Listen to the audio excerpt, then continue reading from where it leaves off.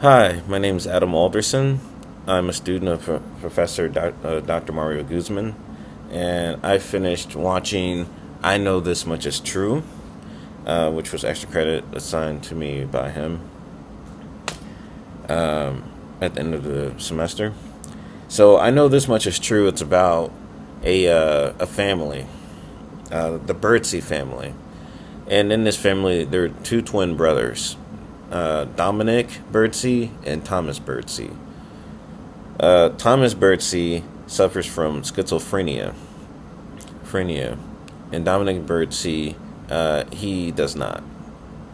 And so, in a sense, it's kind of like a juxtaposition between the healthy twin and the unhealthy twin.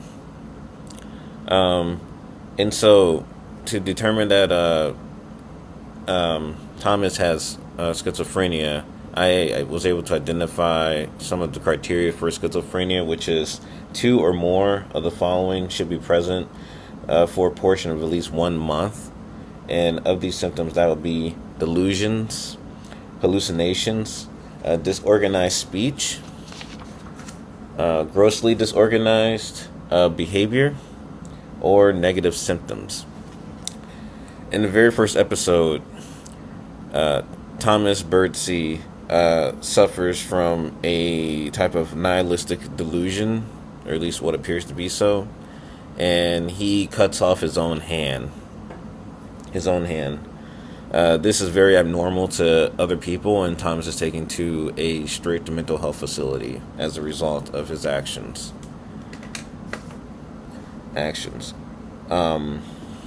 Thomas, from typical appearances, appeared to have abnormal type behavior, such as a childlike silliness, as the DSM-5 describes it.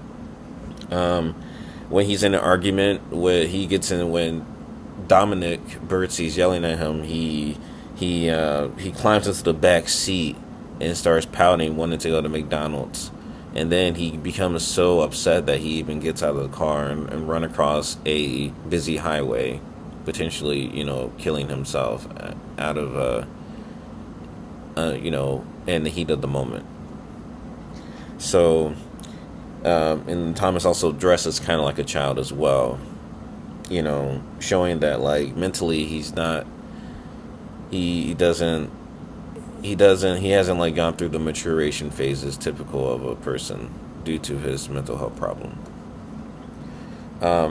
Another sign of Thomas's issue is his heightened religiosity. Now, I find that his religiosity may be it's not just a form of psychosis that it often seems to be to other people. I feel like his religiosity may be a source of acceptance, because people with mental health problems typically do not receive that type of acceptance from everyone else, because they're stigmatized, even from their own families, such as with Dominic Birdsey and their stepfather Ray.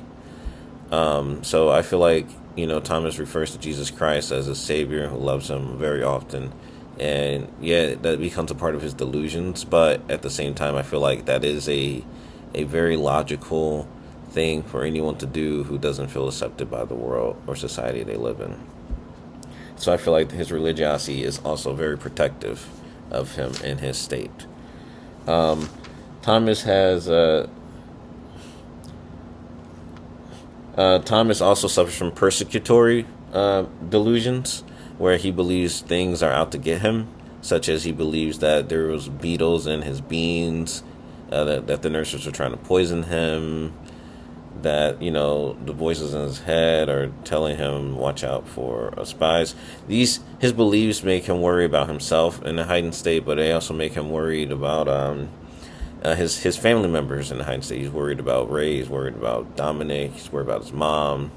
When bad things happen to them in their life, Thomas attributes it to those beliefs being true, which is not the case, unfortunately. Well, you don't want those beliefs to be true anyway. And this goes to his paranoia.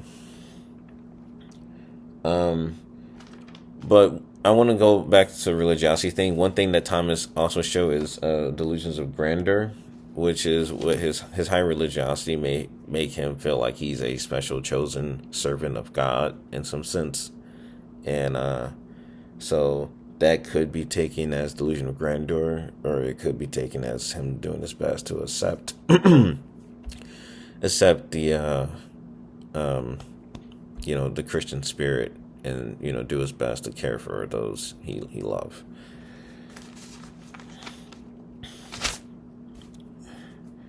Let's see. Thomas eventually commits suicide at the very end of the series. He kills himself in the same place his distant cousin, Penny, died for unknown causes. Heightened suicide is a very high risk factor for those with schizophrenia, and it should be taken very seriously.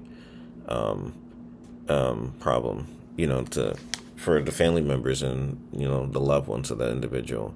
That at the very end of the show, Dominic says, "I know this much is true." He says that beyond all else, like, his connections to other people holds probably the most value in his life.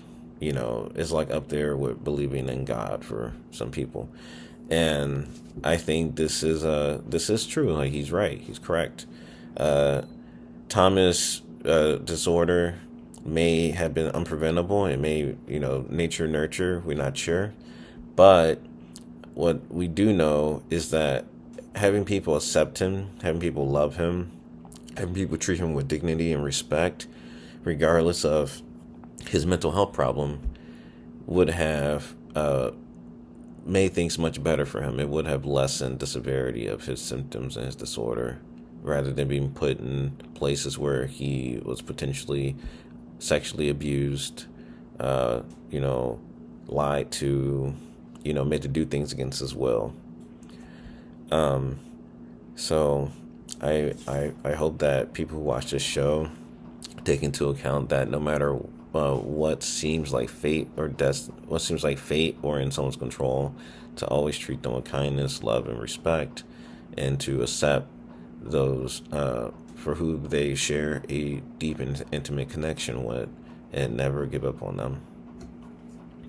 And that'll be all. Thank you for your time. Bye.